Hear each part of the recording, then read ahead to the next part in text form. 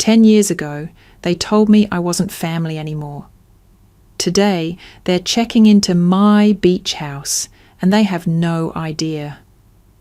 I'm standing here at the window of the corner cafe, watching my family pile out of 3 SUVs like they own the place. My mother's laughing at something my sister said. My father's directing traffic with the luggage. My brother's kids are running circles in the parking lot. 35 people, all gathered for a reunion I wasn't invited to.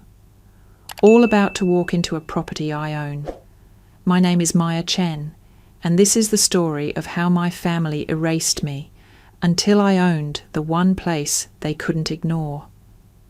If you've ever felt invisible in your own family, stay with me. And if you want to see where this goes, hit subscribe. I promise you won't regret it by the end. Let me take you back 15 years. I was 20 years old, a junior at community college, working 2 jobs to pay my way through. I'd just gotten my acceptance letter from MIT, full scholarship, full ride, computer science program. It was everything I'd worked for since I was 14 years old, teaching myself to code in the public library after school. I remember running into the kitchen, waving that letter like it was made of gold. My parents were at the table with my younger sister Sarah, who was 17 at the time. They were looking at Yale brochures. Sarah had just gotten her acceptance letter too, but hers came with a price tag of $70,000 a year that my parents were thrilled to pay. Dad looked at my acceptance letter for 3 seconds. 3, I counted. Then he went back to planning Sarah's dorm shopping trip. "That's nice, Maya," Mum said, not even looking up. "Can you pick up an extra shift this weekend? Sarah needs a new laptop for school." I stood there, letter still in my hand, waiting for someone to say congratulations, waiting for someone to ask me about my scholarship, about the program, about anything. But Sarah was talking about her dorm preferences, and Mum was making a list of bedding colours, and Dad was calculating the best route to New Haven for move-in day. I walked back to my room and hung that letter on my wall.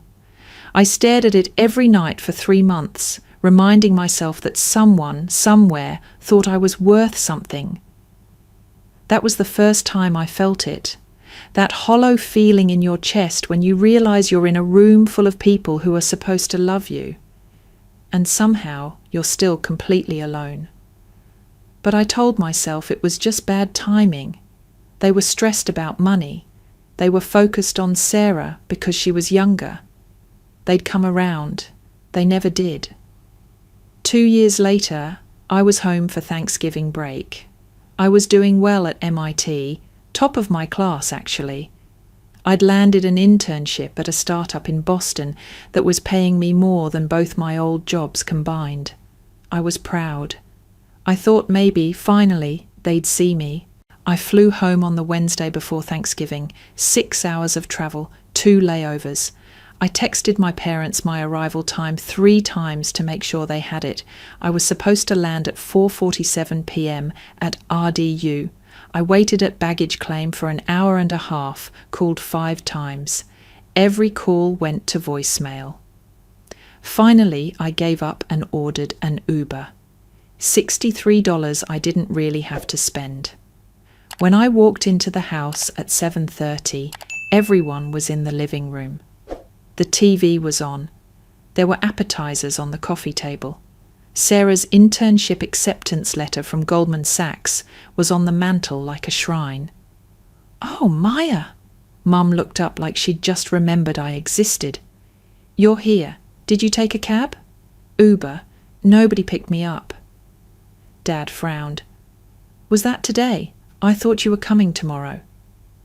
I'd sent 3 texts, 3, with the date and time. I'd confirmed with Mom on the phone 4 days earlier. "It's fine," I said, because what else could I say? "I'm here now." Nobody apologised. Sarah didn't even look up from her phone. My brother David, who was visiting with his wife, just shrugged and asked me to grab him a beer from the kitchen while I was up. I spent that entire Thanksgiving weekend feeling like a ghost. I helped cook. I cleaned. I made myself useful. And I watched my family celebrate Sarah's internship like she'd just won a Nobel Prize. The morning I left, I asked Mom if she wanted to hear about my internship, the one I'd been working at for 3 months, the one that was going to pay for my spring semester textbooks. "That's great, honey," she said, loading the dishwasher. "Sarah, don't forget to send thank you cards to the Goldman partners who interviewed you." I flew back to Boston and cried the entire first flight. The woman next to me asked if I was okay. I told her I was fine. I was getting used to saying that. But the real breaking point, that came 3 years ago. Sarah's wedding. Sarah got engaged to Marcus, a guy she'd been dating for 11 months. He was a consultant at McKinsey. He wore expensive suits and talked about his portfolio. Our parents loved him. They threw an engagement party that cost more than my entire college tuition. 200 guests, open bar, a live band. I wasn't asked to help plan it. I wasn't asked to give a speech. I showed up, smiled for photos when someone remembered to include me, and left early because I had a presentation at work the next morning. Then came the wedding planning. Sarah asked her college roommate to be maid of honor. Fine. I expected that. But then she asked our 16-year-old cousin Emma to be a bridesmaid, and her friend from her book club, and Marcus's sister, who she'd known for less than a year. I waited for the ask. It never came. 2 months before the wedding, I finally brought it up. Sarah and I were having coffee, one of the rare times she'd agreed to see me one-on-one. "So," I said, trying to keep my voice light, "I guess I'm not in the wedding party?" Sarah didn't even look uncomfortable. "Oh, no, we kept it pretty tight. Just people who've been really present, you know." Present. I'd flown home for her engagement party. I'd sent a gift. I'd responded to every group text about dress colours and venue options. I'd offered to help with anything she needed. What about just being there on your side? I'm your sister. "Maya." She put down her latte and looked at me like I was being unreasonable. "You just don't fit the aesthetic we're going for.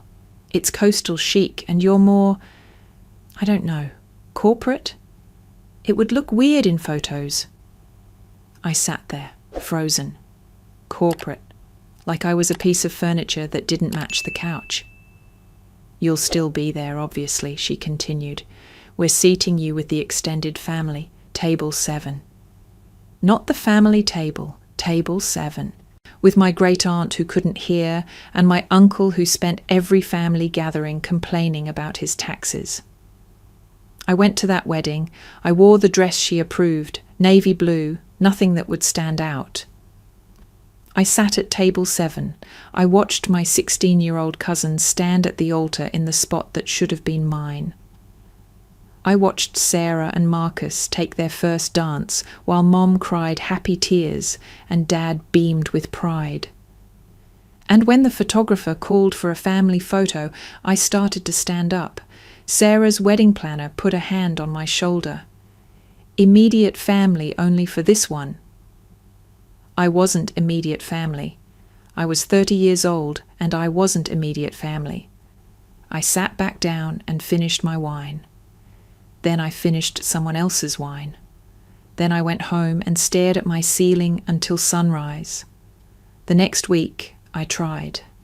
God, I tried. I called Mom to tell her I'd gotten promoted. I'd just been named Vice President of Product Development at my company at 30 years old. It was a huge deal. Our startup was growing fast, and I'd been there since almost the beginning.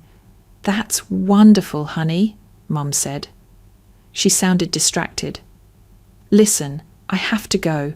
We're organising Sarah's honeymoon photos into albums. Maybe we can talk later." Later never came. I tried again 2 weeks after that. I sent an email to the family group chat. Yes, I was still in it then, inviting everyone to my apartment in Boston. I'd just moved into a beautiful place in the Seaport district, floor-to-ceiling windows, a real kitchen. I was proud of it. The message was read by everyone, 0 responses. I called Dad. "Did you see my email about visiting?" "Oh yeah, we're pretty busy with helping Sarah and Marcus settle into their new place." "Maybe in a few months?" A few months became 6 months, became never. Then, 3 weeks after that phone call, I tried one more time. I called Mum's cell. It rang once and went to voicemail. I called Dad's. Same thing. I called Sarah's. Same thing. I tried the house line. Disconnected. I sent an email. It bounced back. I checked the family group chat. I wasn't in it anymore. I sat on my couch in my empty apartment, staring at my phone, and I realized what had happened. They hadn't forgotten me. They hadn't gotten busy. They'd made a choice. They'd decided I wasn't worth the effort of even pretending anymore. They'd blocked me. All of them. Together. Like they'd had a meeting and decided I should be removed from their lives. I was 30 years old, successful, independent, and completely alone. That was 10 years ago. 10 years of silence. 10 years of birthday cards sent to my old address that I never received.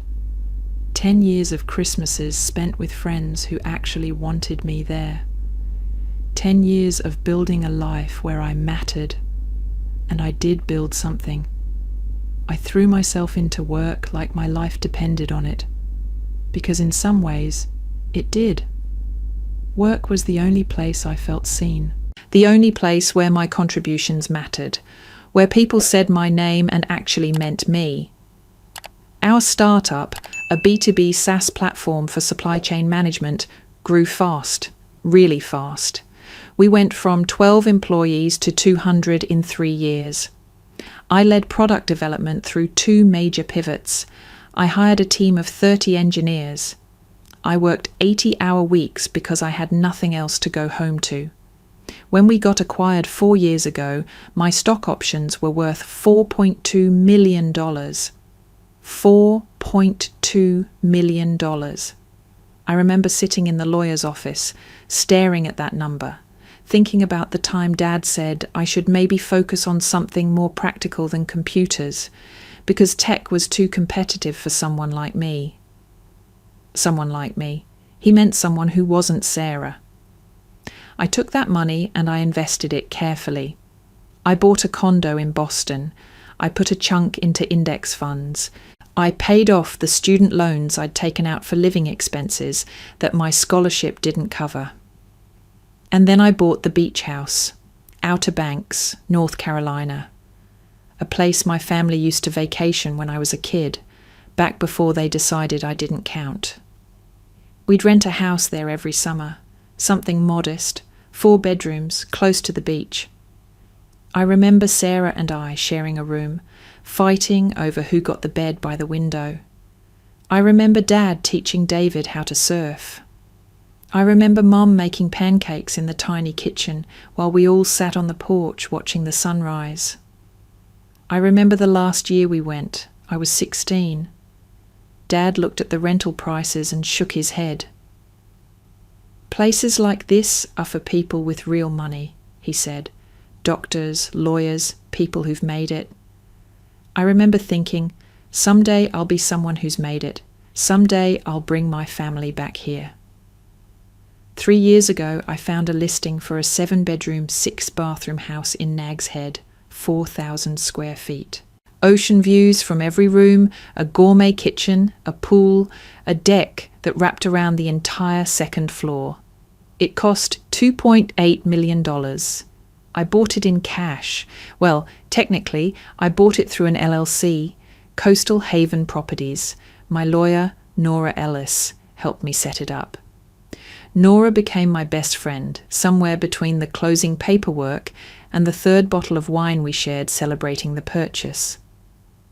"Why not put it in your name?" she'd asked. "Privacy," I'd said. and I like the idea of people staying here without knowing who owns it.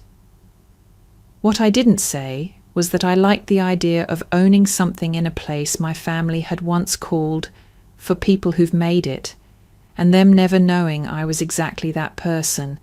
I put the house on a property management company's rental listing, premium vacation rental, sleep 16, books year-round. The income more than covers the property taxes and maintenance. I stay there myself about 8 weeks a year. I work remotely from the deck. I walk on the beach every morning. I've made friends with the neighbours, real friends, the kind who bring you coffee and ask how you're really doing. I've built a life there, a quiet life, a life that's mine. For 3 years, that house has been my sanctuary, the one place where I'm not the forgotten daughter, or the corporate robot, or the girl who doesn't fit the aesthetic. I'm just Maya, a woman who owns a beautiful house and knows her own worth. And then, 3 weeks ago, I got an email. From Sarah. I almost deleted it without reading it. I have a filter set up that sends anything from my family's old email addresses straight to a folder I never check. But this one came from a new address. It slipped through. Subject line: Family reunion. You're not invited. I stared at that subject line for a full minute before I opened it. Maya, it started. No dear, no hi, just my name like a label. The family is organising a reunion in Outer Banks this July. We're renting a house for a week. All the cousins, aunts, uncles, everyone. We wanted to let you know so you don't accidentally show up in the area and make things awkward. It's nothing personal. We just want this to be a celebration of people who actually care about family. We thought it would be better to be upfront rather than have an uncomfortable run-in. Please respect our wishes and stay away from the Nag's Head area that week. Thanks. Attached was a PDF, a full itinerary, 35 people, 7 bedrooms, daily activities, a family photo shoot scheduled for day 3. My name wasn't anywhere on that list, but you know what was on that list? The address of the house they'd rented, my house. They'd booked my house. I read that email 3 times. The first time, I felt nothing, just that familiar, hollow emptiness that comes from being reminded I don't exist to them. The second time, I felt a spark of something. Anger, maybe, or irony. The third time, I started laughing. They'd told me to stay away from Outer Banks, from the town where I owned property, from a house I'd bought with money I'd earned after they'd dismissed everything I'd ever accomplished. They wanted me gone from a place they didn't know belonged to me. I called Nora. She answered on the second ring. You're going to love this, I said. I read her the email. There was a long pause. Then, wait, Outer Banks? Don't you own? Yep. No. Yes. Are you telling me they booked your house for a reunion you're not invited to? That's exactly what I'm telling you. Nora started laughing. That deep, genuine laugh that only comes when the universe delivers poetic justice. What are you going to do? I don't know yet. But I did know. I knew the second I saw that address. I pulled up the property management system on my laptop. There it was, reservation under Sarah Chen. 7 bedrooms, check-in July 14th, check-out July 21st, deposit paid, balance due on arrival, Coastal Haven Properties, LLC. Owner, Maya Chen. They had no idea. You could cancel the reservation, Nora said. You have that right as the property owner. I could, but you're not going to. No, I'm going to let them come. Why? I thought about that for a moment. Was it revenge? Maybe a little. Was it spite? Possibly. But more than that, it was something else. Something I'd needed for 10 years and never gotten. Because I want them to see, I said. I want them to see what I built without them. I want them to walk into that house and feel comfortable and settled and then realize it's mine. I want them to know that the place they're celebrating family, the family I'm not part of, belongs to the daughter they threw away." Nora was quiet for a moment. Then, "When are you flying down?" "Check-in day, I'll watch from the cafe across the street." "I'm coming with you." "You don't have to." "Maya, I'm your lawyer and your friend. I'm bringing the legal documents and wine. We're doing this right." I spent the next 3 weeks preparing. I didn't obsess. I didn't plot elaborate revenge. I just made sure everything was in order. I confirmed with James, the property manager, that he understood the situation. "So, let me get this straight," he'd said on our call. "Your family, who you haven't spoken to in a decade, booked your house without knowing it's yours?" "Correct." "And you want me to check them in normally?" "Correct." "But you'll be there?" "I'll be nearby. I'll come to the office when you give me the signal." "This is the wildest thing that's ever happened at this job," he said. "And we once had a couple find out they were both married to other people when their spouses showed up to surprise them." "Just treat them like any other guests until I arrive." I flew to Outer Banks 3 days before check-in. I stayed at a friend's condo in Kill Devil Hills, 15 minutes away. I prepared myself mentally. I played out different scenarios. I reminded myself that I wasn't doing this to hurt them. I was doing this to finally be seen. Nora flew in the day before. We had dinner at a seafood place on the water. She brought a leather folder with property deeds, LLC documents, tax records, everything that proved without question that I owned that house. "How do you feel?" she asked over crab cakes. "Honestly? Calm. Calmer than I've felt in years. No part of you wants to just cancel and avoid the drama?" I thought about it, really thought about it. No, because this isn't about drama. This isn't even about them, really. It's about me. I need to stand in that lobby and own what I've built. I need to stop hiding. "You haven't been hiding?" "Haven't I? I bought the house through an LLC. I never told anyone from my old life what I'd accomplished. I've been successful in the shadows because some part of me still believed I needed their approval to matter. This is me stepping into the light." Nora raised her glass. "To stepping into the light." We clinked glasses. I slept well that night, better than I had in months. Check-in day, July 14th. The temperature was 87 degrees with a light ocean breeze, perfect beach weather, perfect family reunion weather. I dressed carefully, nothing flashy, dark jeans, a white linen button-down, sunglasses. I looked successful but understated. I looked like someone who belonged. Nora and I arrived at the cafe across from the rental office at 1 p.m. Check-in was at 3. We ordered coffee and sat by the window. "They might be early," Nora said. "They're never early. Sarah's always exactly on time. Mum's usually 15 minutes late because she overpacked, and Dad had to reorganize the car." At 2:47, I saw them. 3 black SUVs pulled into the parking lot like a funeral procession. The doors opened and people spilled out. So many people. I recognized most of them. Mum and Dad from the first car, looking older but essentially the same. Mum had cut her hair short. Dad had gone fully grey. Sarah emerged from the second SUV with Marcus, looking polished and perfect in a sundress that probably cost more than most people's monthly rent. David and his wife Melissa got out of the third car, wrangling their 3 kids, 2 girls and a boy I'd never met. Then came the extended family. Uncle Jim and Aunt Patricia. My cousins Emma and Jake, all grown up now. Aunt Linda. Uncle Robert. People I'd spent childhood holidays with. People who'd watched me disappear from family events and never asked why. 35 people.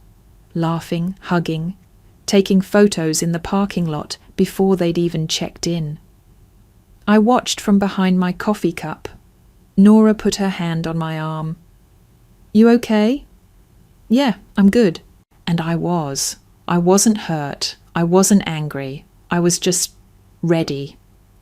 They started moving toward the rental office. Sarah was leading the group, phone in hand, probably checking the confirmation email.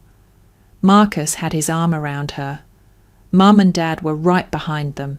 Everyone else followed like ducklings. Nora stood. Time? Time. We left the cafe and walked slowly to the rental office. I kept my sunglasses on. I stayed far enough behind that they wouldn't notice me, but close enough to hear. The office door chimed as they entered. Through the window, I could see James at the desk, professional smile in place. Sarah approached the counter. "Hi, we have a reservation under Chen. Family reunion, 7 bedrooms." "Welcome," James's voice carried through the open door. "Let me pull up your reservation. Sarah Chen?" "That's me." I stayed outside, just out of view. Nora stood beside me, legal folder tucked under her arm. My heart was pounding, but my hands were steady. James clicked through the computer. "Perfect. Everything's confirmed.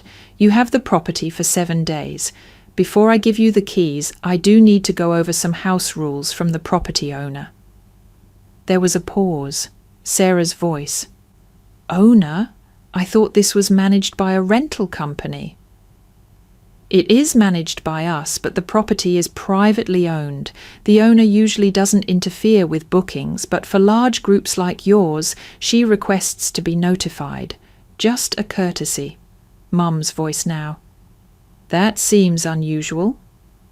"It's actually pretty common with high-end properties. The owner just wants to make sure guests understand the house rules. No parties, quiet hours after 10 p.m., that sort of thing." "Of course. We'll follow all the rules. We're just here for family time." "Great. Actually..." James glanced toward the window where I was standing. Our eyes met. He nodded slightly. "The owner mentioned she'd like to meet you briefly, just to introduce herself and welcome you. She's actually here right now if you have a moment."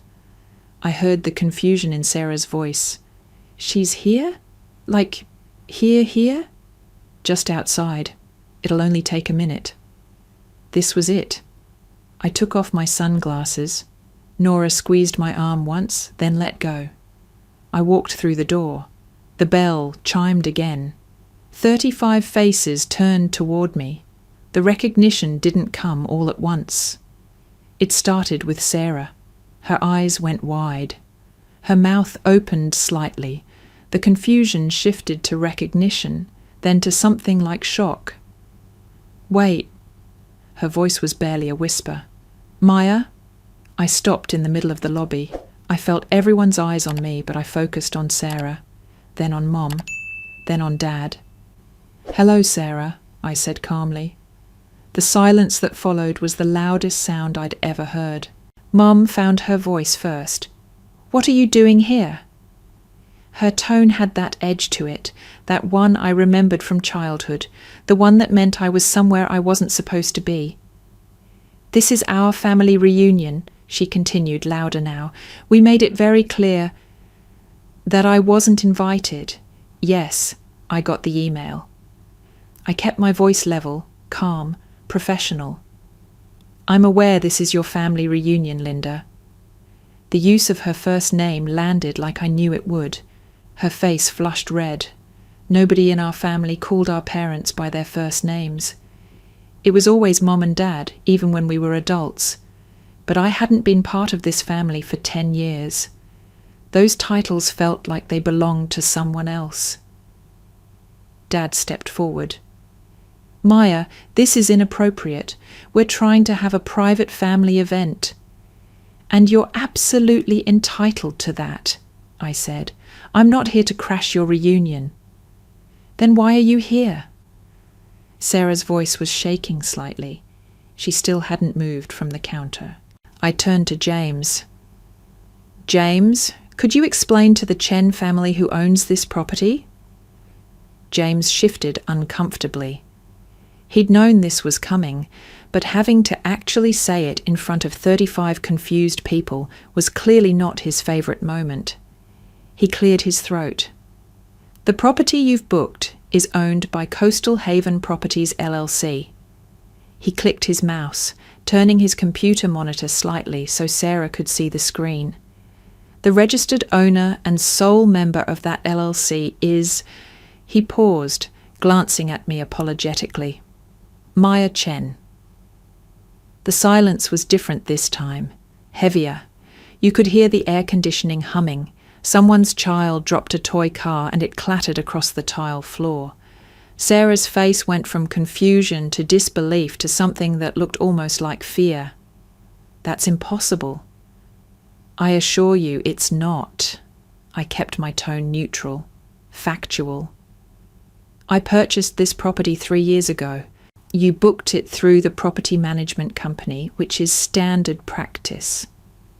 They handle all the rentals. I don't typically involve myself in bookings, but when I saw the reservation was under the Chen family name, I thought it might be relevant to mention. Marcus, Sarah's husband, spoke up.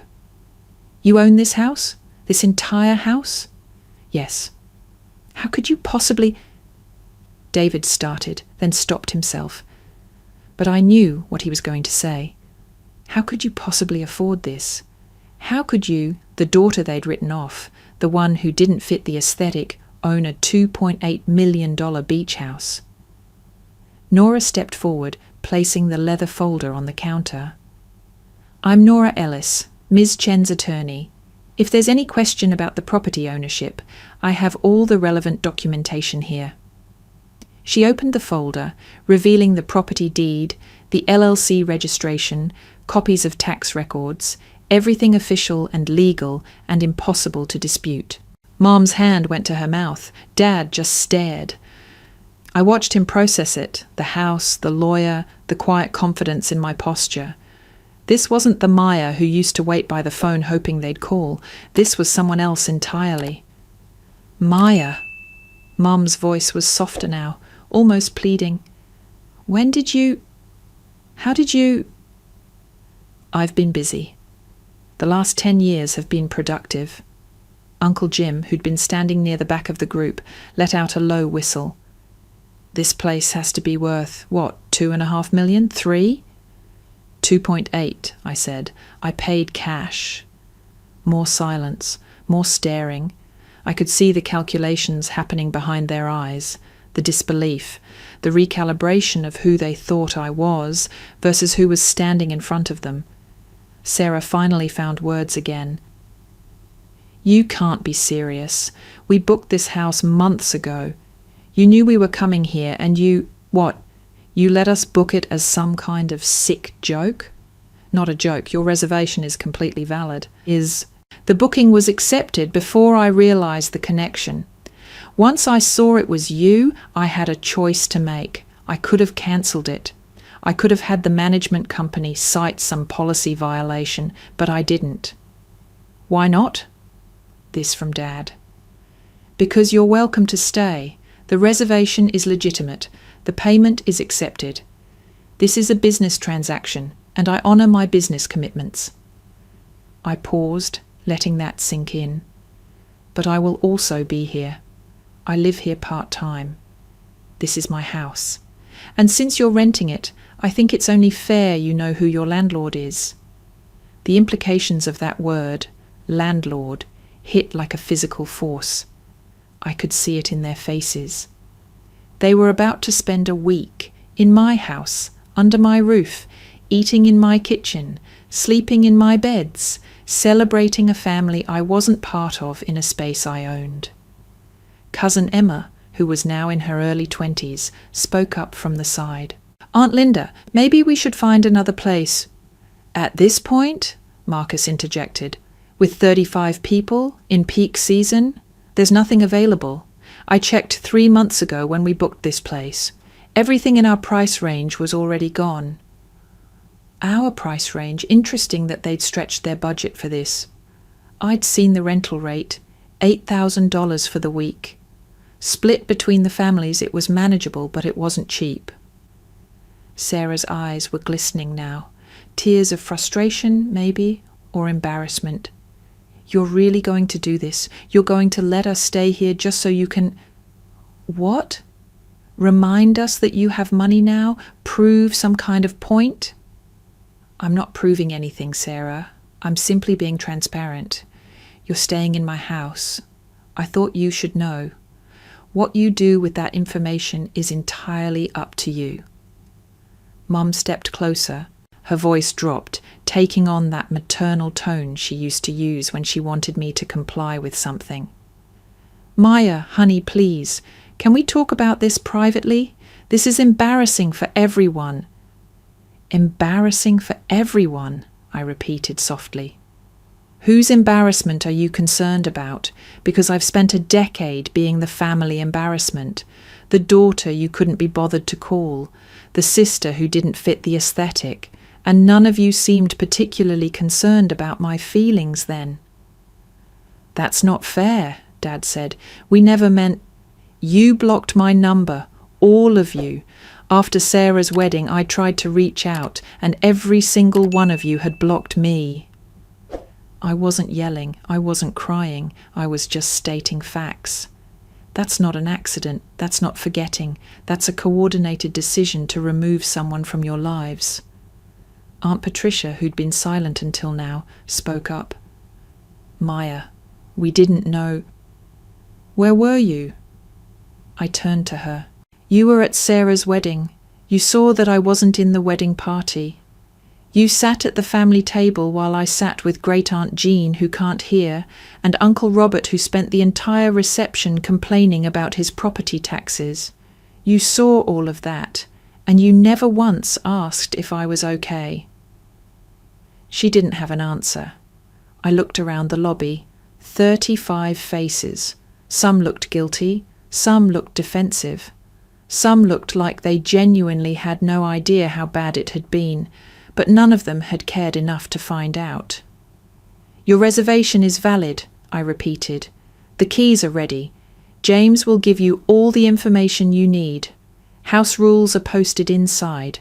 My personal suite is on the north end of the second floor, and that door will remain locked. The rest of the house is yours for the week. I'll be in and out. I have work to do. I paused. I hope you enjoy your reunion. I really do. This is a beautiful house. You'll make good memories here. I turned to leave. Maya, wait. This from Sarah. We need to talk about this. We really don't.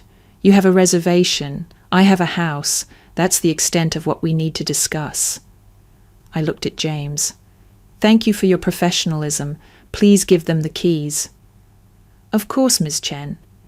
He'd probably never had a more awkward check-in in his entire career. Nora followed me out. We walked back to the cafe in silence. Once we were inside, out of view, I let out a long breath. How do you feel? She asked. Like I just ran a marathon. My hands were shaking now, the adrenaline catching up with me. Did that really just happen?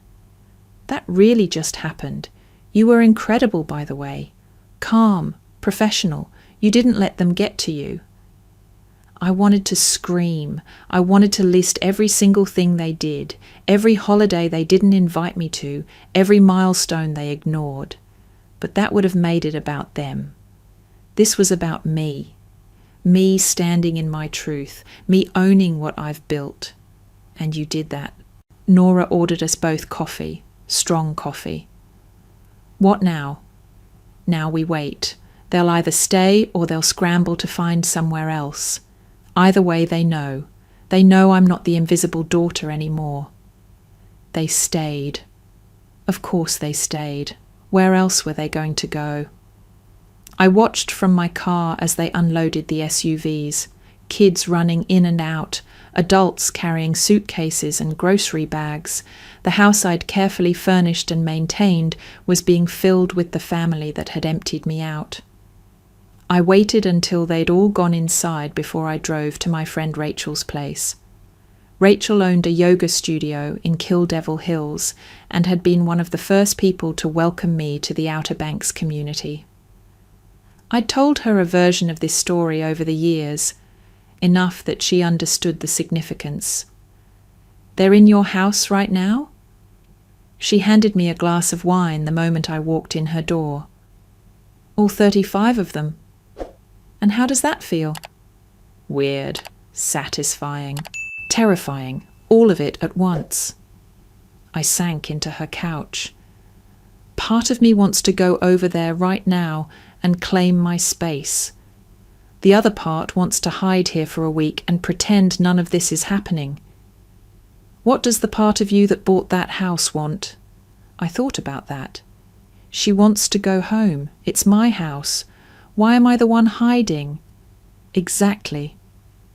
I stayed at Rachel's for a few hours, long enough to decompress and make a plan.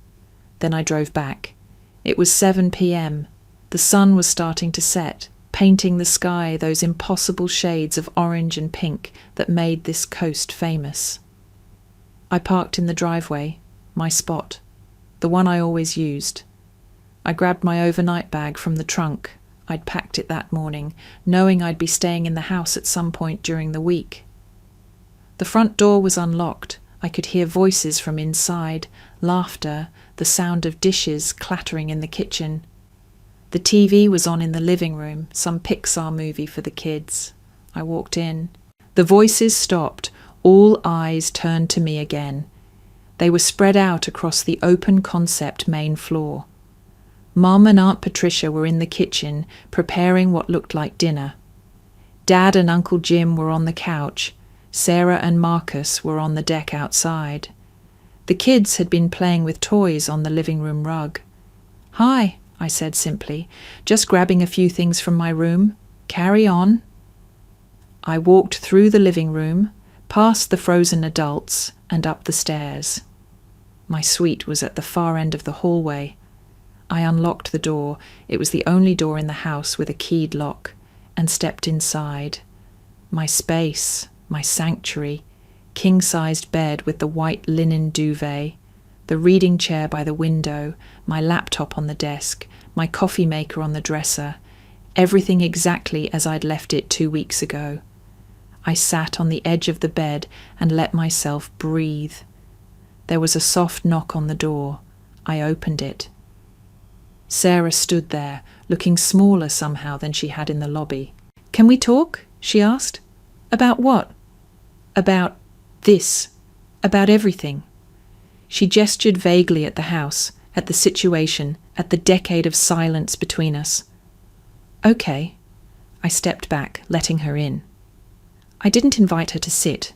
This wasn't a social call. She stood awkwardly in the middle of the room, looking around. "This is a beautiful house." "Thank you." "When did you buy it?" 3 years ago, after my company got acquired." "I didn't know you worked in tech." "You wouldn't. We haven't spoken in 10 years. She flinched. "I know, and look, maybe we were too harsh."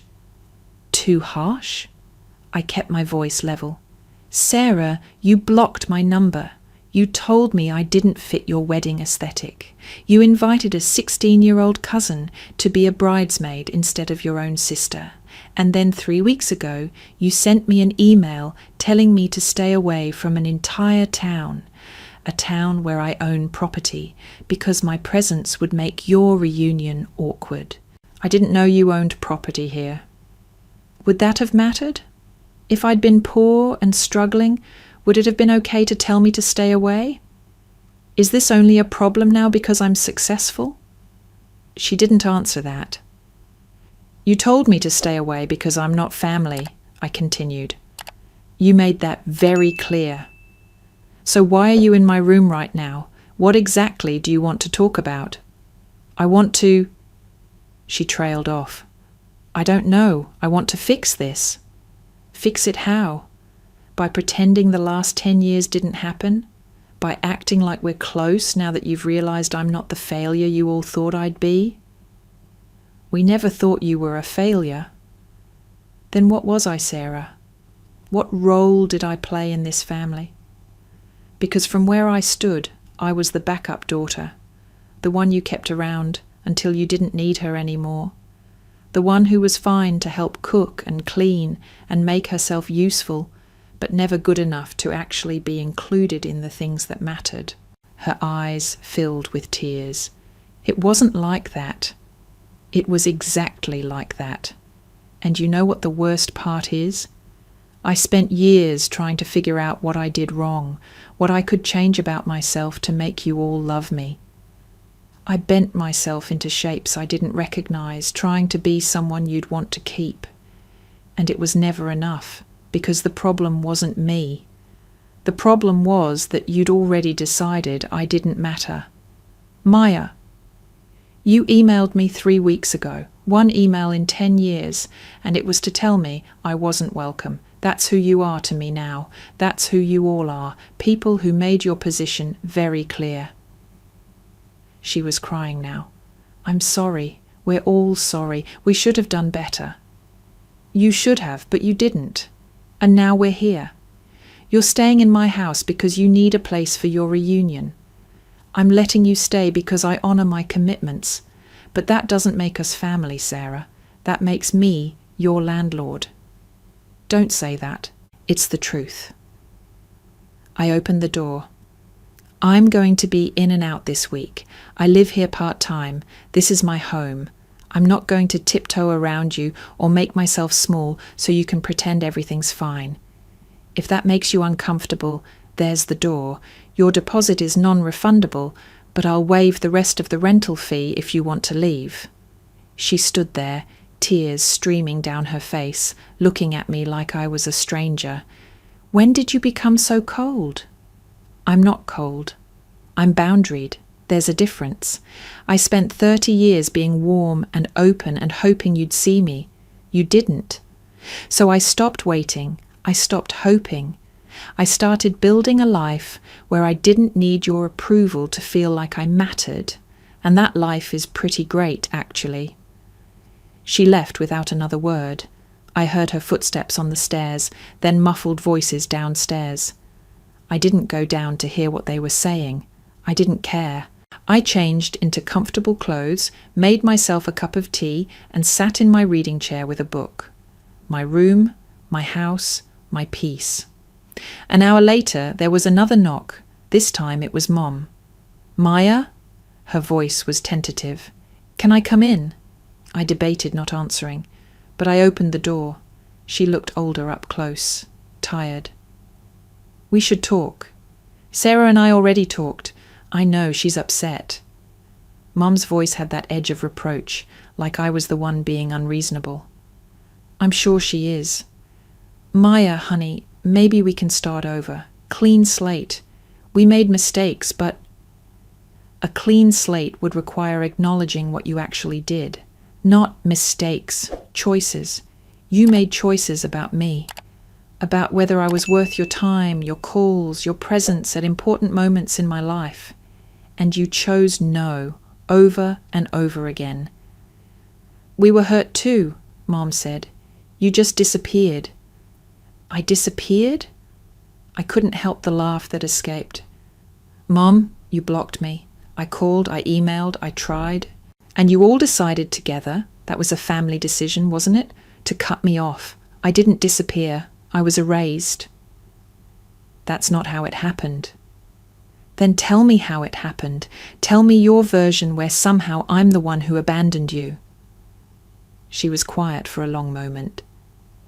After Sarah's wedding, we were all together, and someone mentioned how you'd seemed distant, cold even, like you didn't want to be there. Sarah was hurt that you'd barely talked to her. You didn't seem happy for her. And we decided maybe it was better to give you space, let you come to us when you were ready. I stared at her. I seemed distant at the wedding where I wasn't allowed to be a bridesmaid, the wedding where I was seated away from the family. I seemed cold at an event where I was explicitly told I didn't fit the aesthetic.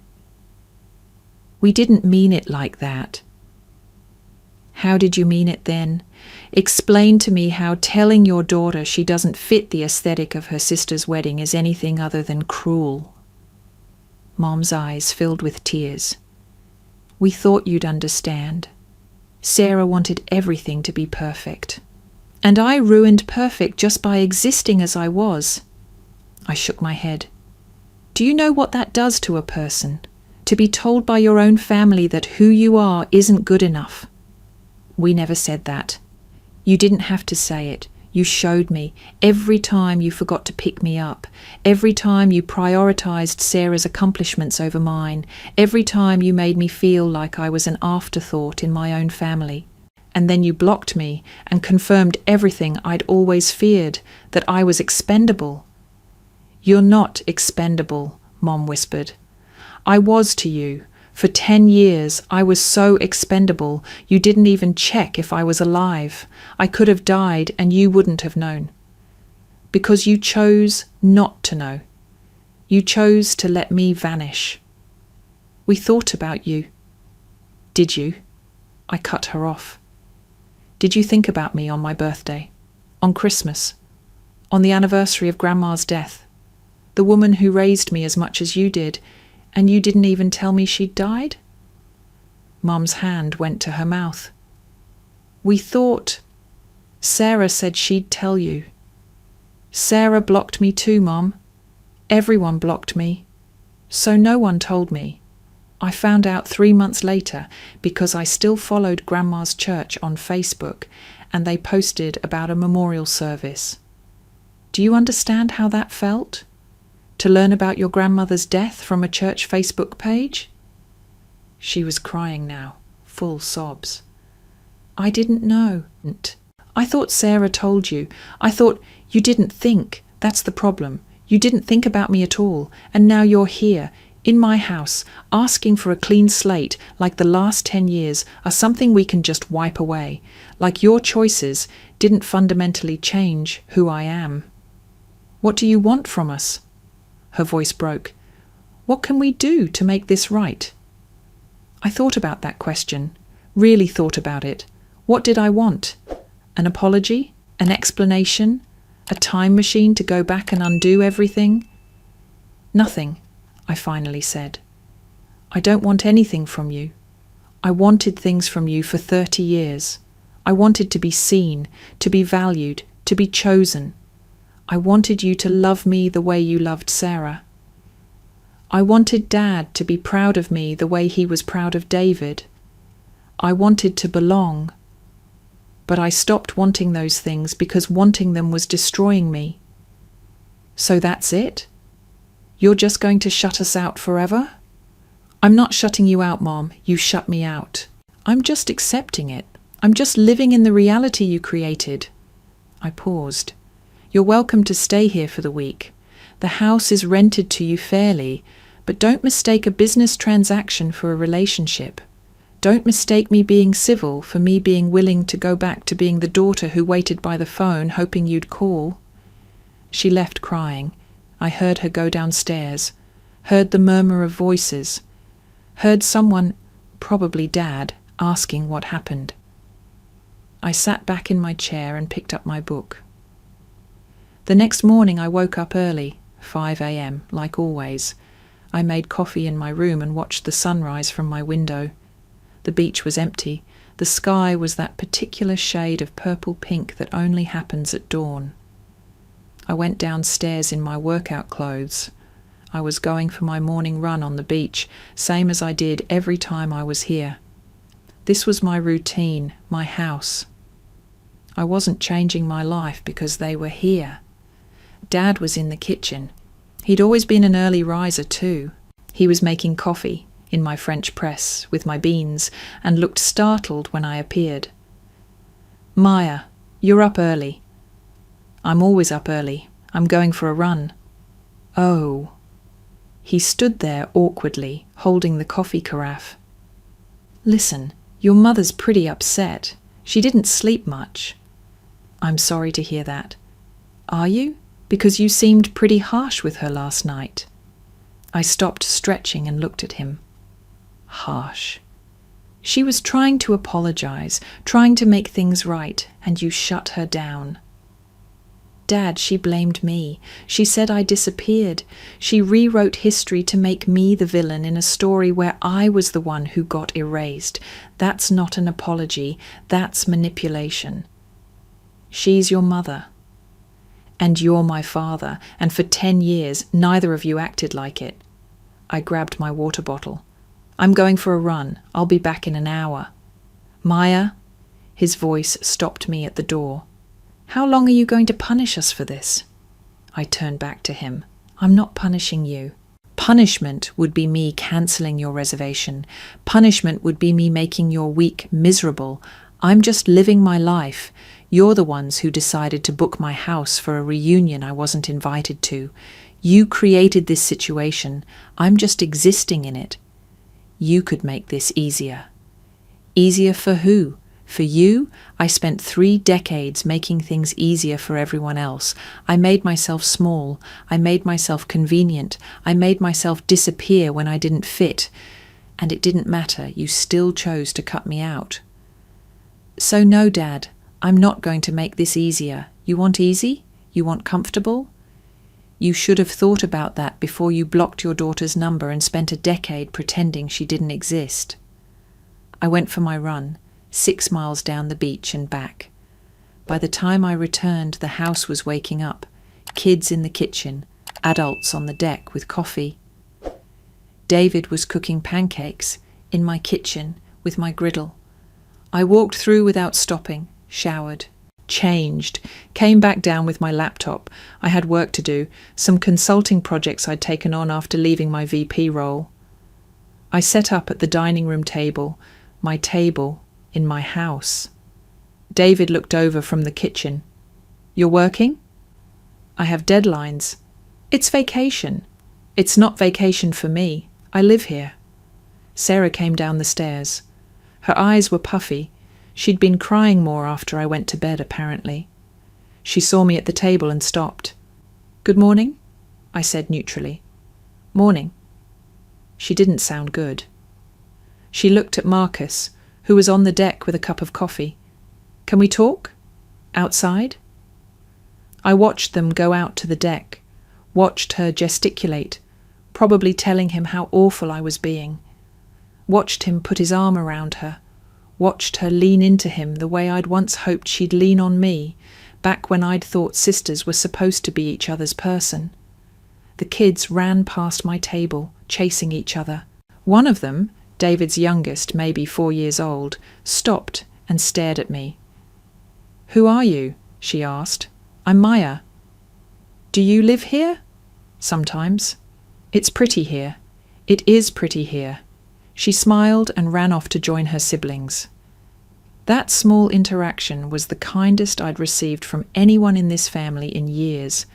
A 4-year-old who didn't know she was supposed to pretend I didn't exist. I worked for 3 hours. Every so often, someone would walk past and look at me like they wanted to say something but didn't. Aunt Patricia gave me a sad smile. Uncle Jim nodded awkwardly. Cousin Emma mouthed, I'm sorry, when no one else was looking. Around noon, Nora showed up.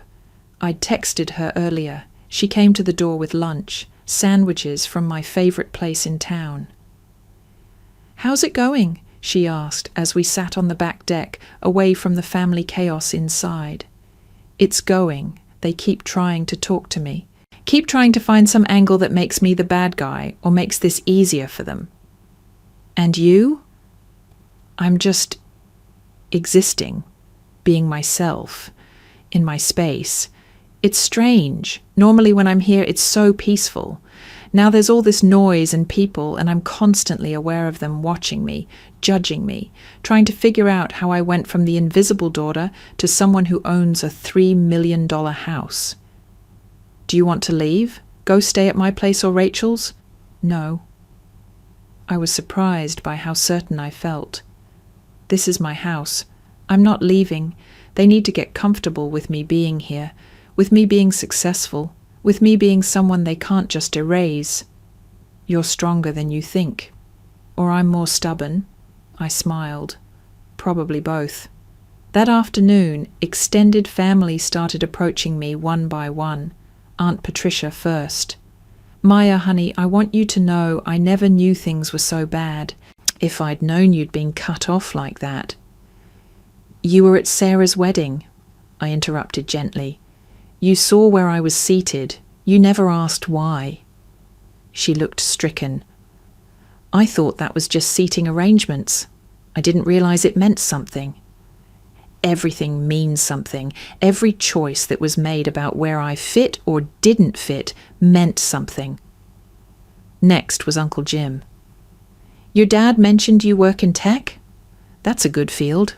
My buddy's kid is trying to break in. Maybe you could give him some advice. I'm happy to send him some resources, I said, but I'm not in the mentoring business right now. Then Cousin Jake, listen, I know things have been weird with the family, but we're still family, right? Blood is blood. Is it? I asked. Because blood didn't stop everyone from blocking me.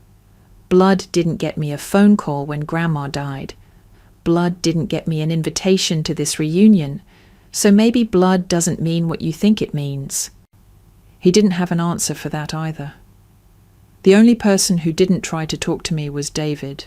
He avoided me completely, stayed on the opposite side of the house whenever I was around.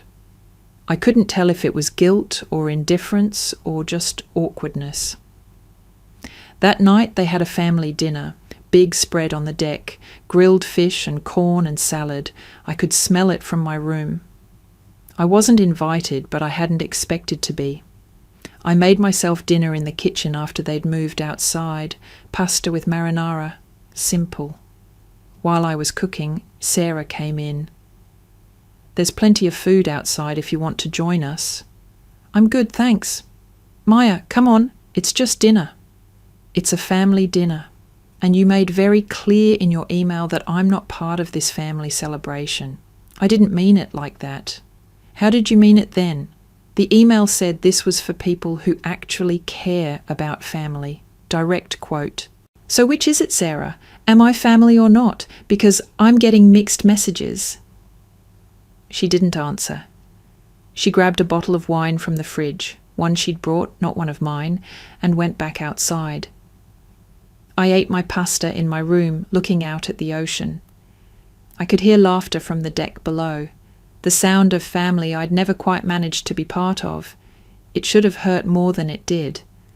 But mostly I just felt tired. Tired of being the ghost at the party. Tired of wanting something I was never going to get. I fell asleep early and slept better than I had in days. The week continued like that. Me living my life, them living theirs. Occasionally intersecting in awkward encounters in shared spaces. Them trying to find ways to make me the problem. Me just existing, refusing to apologize for taking up space in my own home. On day 4, Sarah tried one more time. She caught me on the beach during my morning run. Maya, please, can we just talk? Really talk? I stopped running. Okay, talk. I want to fix this. I want us to be sisters again. We haven't been sisters in 10 years, Sarah. Because you left. No. I cut her off firmly. We're not doing this again. I didn't leave. I was removed. By you. By Mom and Dad. By everyone. And now you want to fix it because it's uncomfortable for you that I own the house you're staying in. That's not reconciliation. That's damage control. That's not fair. Fair? You want to talk about fair? I could feel the anger rising now, the first real crack in my calm. You told me I didn't fit your wedding aesthetic. You blocked my number. You went 10 years without speaking to me. You sent me an email 3 weeks ago telling me to stay away from this town. And now you want to talk about fair?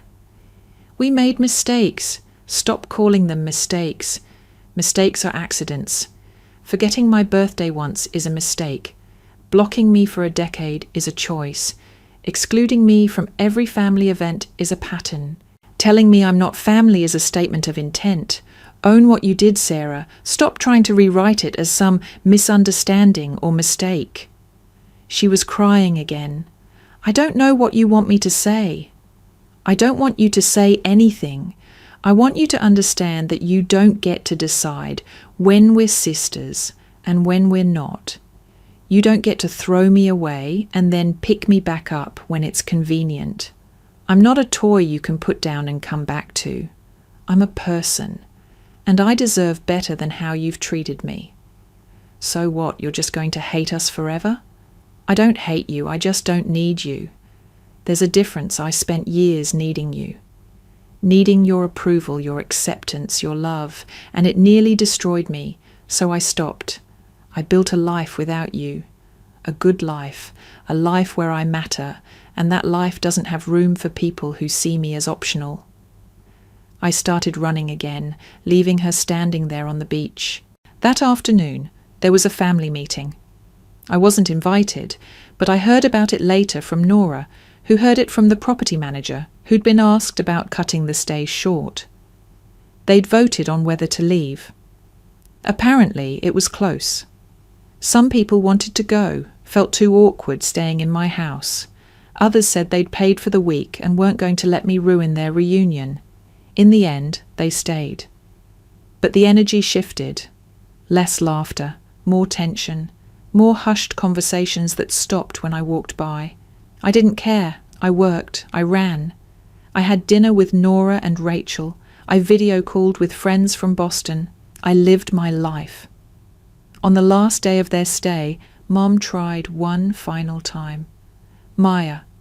She found me on the deck at sunrise. I need you to know something. Okay. We never stopped loving you. We never stopped being your parents. We got it wrong. We got so much wrong. And I don't know how to fix it, but I need you to know we didn't mean to hurt you this badly. I looked at her. Really looked at her. She'd aged, gotten smaller. The powerful mother figure from my childhood seemed fragile now. Mum, I believe you didn't mean to hurt me, but you did, and intent doesn't erase impact. You can love someone and still damage them. You can be a parent and still fail your child. Those things can both be true. So there's nothing we can do? Nothing that would make you want to be part of this family again? I don't think you understand. I don't want to be part of your family. The family I wanted, the one where I was valued and seen and included, that was never real. That was something I invented in my head because I needed to believe I belonged somewhere. But I don't. I don't belong with you, and I'm finally okay with that. Maya, I hope you have a good rest of your life, Mom. I really do. I hope Sarah's happy. I hope David's kids grow up feeling loved. I hope you all have wonderful holidays and reunions and all the things families do. But I won't be there. Not because I'm punishing you, but because I've learned something important. I don't need to be where I'm not wanted. I don't need to keep trying to prove I'm worth loving. The people who really see me, they already know. They checked out the next morning. I watched from my bedroom window as they loaded the SUVs, kids crying because they didn't want to leave the beach, adults moving quietly, efficiently, Sarah looking back at the house one last time before getting in her car. I didn't go down to say goodbye. After they left, Nora came over. We walked through the house together. James had already sent the cleaning crew, but I wanted to do my own check. Everything was clean, everything was in order. They'd followed all the house rules. They'd been good guests, technically. We ended up on the deck, watching the waves. How do you feel? Nora asked. Free, I said, and I meant it. For the first time in 10 years, I don't wonder if they'll call. I don't hope for reconciliation. I don't feel guilty for not trying hard enough. I just feel free. No regrets? Maybe a few. I regret not standing up for myself sooner. I regret all the years I spent trying to shrink myself to fit their expectations. But I don't regret buying this house. I don't regret letting them stay. And I don't regret being honest about what they did. What happens now? Now, I live my life. I keep working. I keep building. I stay connected to people who actually see me. And I stop waiting for people who made it clear they don't want to find me. My phone buzzed, a text from Sarah. "We're home. I know you don't want to hear from me, but I needed to say thank you for letting us stay. And I'm sorry. For everything." I read it twice. Then I put my phone down without responding. "You're not going to answer?" Nora asked. "What would I say? You're welcome for letting you rent my house? I accept your apology for a decade of abandonment?" There's nothing to say. She's sorry now because she saw what she lost, but that doesn't change the fact that she was willing to lose me in the first place. A month later, I was sitting at my desk in Boston when I got an email from David, of all people. "Maya, I know we haven't talked. I know I was part of the problem.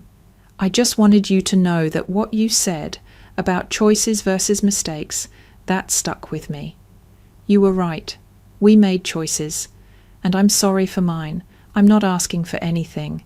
I just wanted you to know I heard you, and I get it now. David." I stared at that email for a long time. It was the first time anyone in my family had really acknowledged what they'd done without trying to minimize it or justify it or make it somehow my fault.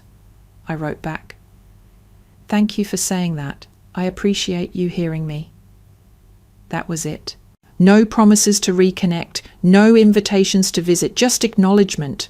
Sometimes that's enough, sometimes that's all you can give. I still live in that beach house part-time. I still run on the beach every morning. I still have coffee with Rachel and drinks with Nora and video calls with friends who chose to be in my life.